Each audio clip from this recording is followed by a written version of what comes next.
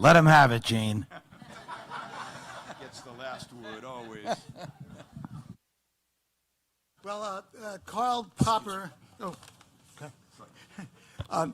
Karl Popper, the philosopher, once said, "No rational argument will have a rational effect on a man who does not want to adopt a rational attitude."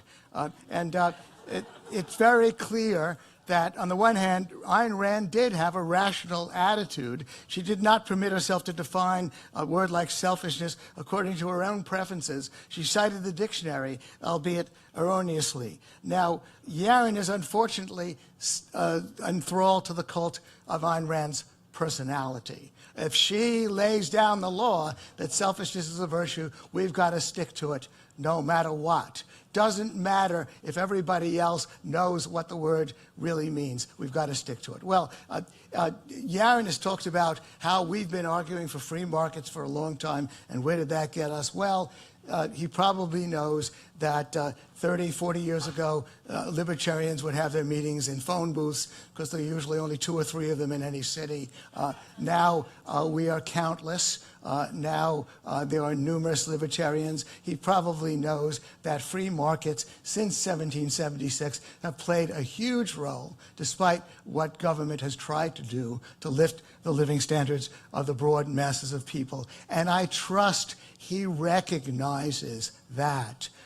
It's really just a desire to be in people's faces, to try to use a word that offends most people, and to use the kind of word that's meant as an insult and a put down with others. Because Yaron doesn't think that Adam Smith was truly retrograde in his views. I just quoted his book, Theory of Moral Sentiments, in which Adam Smith said that most people do have, how selfish soever they are, there's compassion in all of us. So that's Adam Smith talking. His concept of the invisible hand is an extremely valuable one, precisely because we must tough-mindedly recognize that there are selfish people in this world, totally self-interested, self-loving types, but if they want greedy people, and if they want to survive, then they have to provide us with products we want to buy. It's the selfish and the greedy prey on us, precisely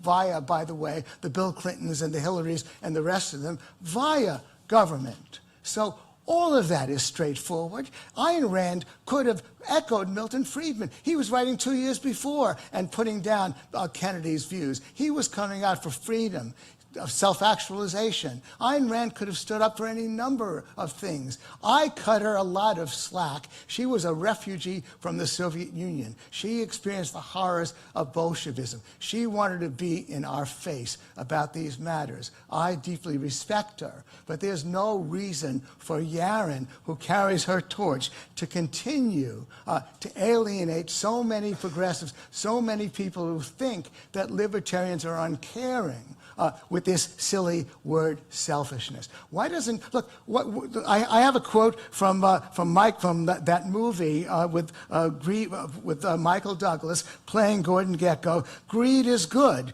He writes, greed is good, you know, greed for knowledge, greed for bettering yourselves, greed brings evolution. It's all very nice and persuasive, and I no doubt if Ayn Rand had written greed is a virtue, and then she said, all greed really means is wanting a little bit more. It doesn't mean, of course, wanting more to excess. It's not an ugly passion. Yaron, unfortunately, might again be enthralled to her cult and go around calling greed a virtue.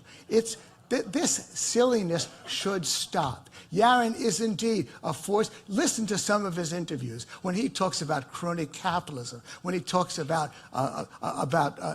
charity, about the safety net. All of those things are extremely valuable. He is an asset to our movement, and so are the vast majority of people who subscribe to objectivism and to Ayn Rand's view. I'm only asking them to quit the madness, quit talking in terms of these silly words that everybody knows are offensive, and quit trying to claim that they're good. You don't need that vocabulary to defend free markets and freedom. Thank you.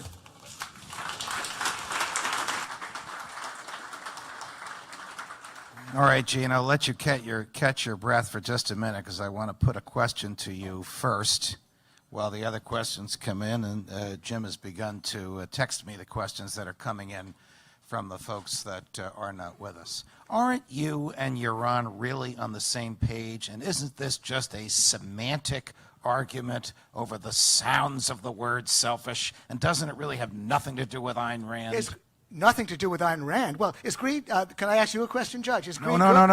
Okay. This is my courtroom, Well, and I've put the question to you, Professor. Ayn Rand wrote a book called The Virtue of Selfishness. She put it out into the language. She defended the virtue of selfishness. She said, I want this word to be out there precisely because it gets people upset. This is the exact meaning of the word. Ever since she wrote that book in 1964, a good many decades ago, we've been hearing this selfish mantra over and over again from Yaron. So it's not and others. So it's hardly something that has nothing to do with Ayn Rand. She put it out there, and she put it out there because she was a refugee from Bolshevism, and she hated the state that would accuse her of being selfish because she didn't serve the state. We don't bear her scars. We don't have to continue this foolish satire. Yaron, respond, please. Well, I think it's ridiculous to attribute everything you don't like about Ayn Rand to experiences in the Soviet Union. But, you know, there's this tendency now to make everybody a product of their environment. Ayn Rand was a genius. She knew exactly what she was doing when she suggested the word selfish. She was trying to overturn a moral tradition. She was trying to question and challenge the long-standing, primarily Christian, but secular as well, tradition of self-sacrifice and altruism. And she was arguing that if you believe in man, forget economics, forget freedom, forget politics, if you believe in you as a human being, then what we need is a different morality, a different moral code. She was challenging Adam Smith's moral code. She believed, and I believe, and I know he thinks I'm just a mouthpiece for, an unthinking, I guess, mouthpiece for Ayn Rand. That was the suggestion. No one could suggest that you are unthinking. Well, I think Gene did. I called you a force of nature in the cause of freedom and free markets. But no. And I believe that. But to me, freedom and free markets are secondary.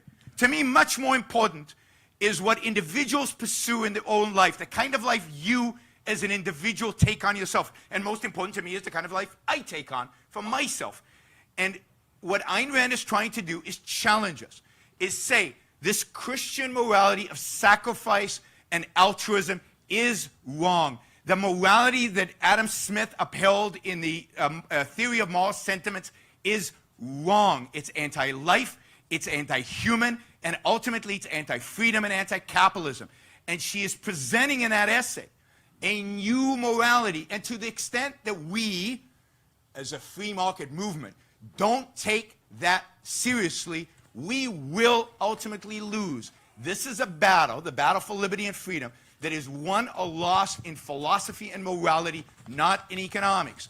And if we don't pick up the mantle, you don't like the word selfish, use self-interest, use egoist. But the idea of placing one's own life, one's own well-being, one's own flourishing at the center of one's life, as the goal of one's life, that is crucial to our victory, political and economic, but more importantly again, it's crucial to you living a good life. And that's what you should care about. You should care about living a good life. All right, I know you want to catch your breath, but the questions have started to come in. I never want to catch my breath. So here's a very interesting question for Yaron. If a selfish person does a moral action, such as donating to a charity, because it makes him feel better, can we really call it selfishness? Look, wouldn't it just be the empathy of the inherent human condition?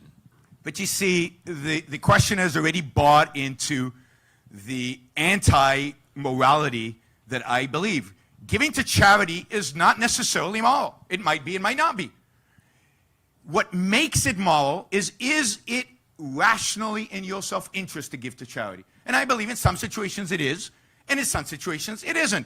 If it comes out of the money that you would feed your kids, It is downright evil to give to charity. If your kids are more important than your neighbor's kids, you know, how many of you, if your kids are drowning and your neighbor kids are drowning, go for the neighbor's kids first? You selfish bastards, you love your children more than your neighbor's children. Okay. Right, no, so the framework has to be, the framework of this new moral code is that what is your self-interest is moral. So charity is moral only if it's in your self-interest, if it's rationally supportive of your life in some way. And I believe charity can be, all right, but isn't always. Bearing in mind that Professor Epstein's offspring is seated in the front row, he wants to address the choice of who to rescue. I'm kidding. You want to respond to this?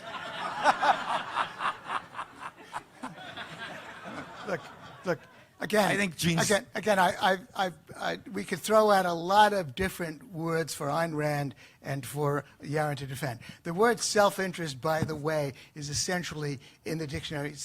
It's a milder version. He's a self-interested person, slightly milder than selfish. Look, we have a lot self-actualization, the pursuit of happiness. All of the individual's pursuit of happiness is a virtue. Isn't that good enough for all of us? For Yaron, self-actualization is a virtue. Individuals do matter, and that's partly because I believe that Yaron and I both share Adam Smith's view that we are all compassionate, some of us very compassionate. Adam Smith even added that you find compassion even in the worst brigand. All that simple vocabulary that the English language offers covers all the bases that Yaron is so concerned about. So we don't need to misuse and abuse and do violence to the English language by establishing these principles. With respect to his comment about charity, of course, there are a lot of charitable people in this audience, and your concern, it's a lot of hard work, because I've spoken to some of these people. I could mention Don Smith, who's in the front row, who's financed us. It's a lot of hard work to make sure that your money is going to a good cause. Hopefully, Don Smith still thinks that the Soho Forum is a good cause. And Yaron and I better mind our manners. Keep flattering him. Yeah. Well, I don't exactly. So we don't know. But of course, Yaron is right insofar as that's concerned. But why does he have to throw verbal wreckage at statements that he's making? All right, so for no good reason? Let me just quickly address this issue. All right. Look, selfish is opposed to what? It's opposed to selfless. We have lived, there's selfless and there's selfish. And that's the choice. Because, again, for 2,000 years we've been told that goodness lies in being selfless. I'm not selfless. I think being selfless is bad, is wrong. And to counter that is the word selfish. And, yeah, we can rewrite the dictionaries. That's a good thing to do. That's a good thing to do in some cases. And let me just burst one other bubble that Gene has. I don't think compassion's that important. I don't think compassion changes the world. Compassion's nice. Most of us are compassionate sometimes. There's some people I'm not compassionate at all towards, at all. But compassionate is not a major virtue at all, in my view. All right, I have one more question. Hang on, Gene, sure. From the streamers, which is a good one because of your very eloquent reliance on words. Why do you rely so heavily on the dictionary definition, which is tainted by 2,000 years of historical adoration of self-sacrifice? Yaron did not text me that question. As far as you know. As far as I know. It came from your son's filtering out here.